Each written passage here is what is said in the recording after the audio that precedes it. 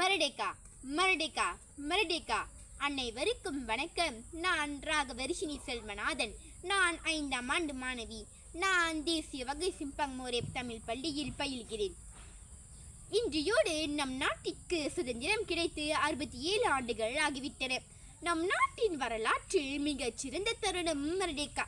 சதுக்கத்தில் நமது நாட்டின் முதல் பிரதமராக துங்கு அப்துல் ரஹ்மான் மைக்ரோப்ரானில் மரடேக்கா மரடேக்கா மரடேக்கா என்று மலாயாவிற்கு சுதந்திரம் அறிவித்தவர். 67 ஆண்டுகள் கடந்துவிட்டன.